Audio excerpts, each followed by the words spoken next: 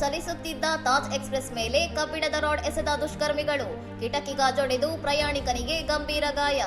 ನವದೆಹಲಿ ರೈಲು ನಿಲ್ದಾಣದಿಂದ ಹೊರಟ ಸ್ವಲ್ಪ ಸಮಯದ ನಂತರ ನವದೆಹಲಿ ಝಾನ್ಸಿ ತಾಜ್ ಎಕ್ಸ್‌ಪ್ರೆಸ್ ಮೇಲೆ ಈ ಆಘಾತಕಾರಿ ದಾಳಿ ನಡೆದಿದೆ.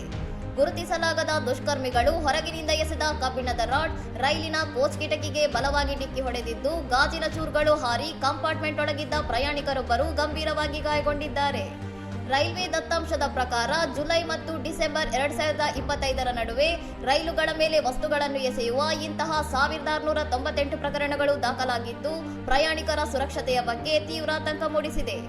ಘಟನೆಯ ದೃಶ್ಯಗಳು ಸಾಮಾಜಿಕ ಜಾಲತಾಣಗಳಲ್ಲಿ ಹರಿದಾಡುತ್ತಿದ್ದು, ಸಾರ್ವಜನಿಕರು ತೀವ್ರ ಆಕ್ರೋಶ ವ್ಯಕ್ತಪಡಿಸಿದ್ದರೂ ಸಹ ಭಾರತೀಯ ರೈಲ್ವೆ ಈ ಬಗ್ಗೆ ಇನ್ನೂ ಯಾವುದೇ ಅಧಿಕೃತ ಹೇಳಿಕೆ ನೀಡಿಲ್ಲ. ರೈಲ್ವೆ ಹಳಿಗಳ ಉದ್ದಕ್ಕೂ ಭದ್ರತಾ ಸವಾಲುಗಳನ್ನು ಎದುರಿಸಲು ಮತ್ತು ಅಪರಾಧಿಗಳ ವಿರುದ್ಧ ಕಠಿಣ ಕ್ರಮ ಕೈಗೊಳ್ಳಲು ಸಾರ್ವಜನಿಕರು ಅಧಿಕಾರಿಗಳನ್ನು ಒತ್ತಾಯಿಸಿದ್ದಾರೆ. ಇನ್ನಷ್ಟು ಸುದ್ದಿಗಳಿಗಾಗಿ ನೋಡ್ತಾ ಇರಿ ಸೌರಂ ಟಿವಿ.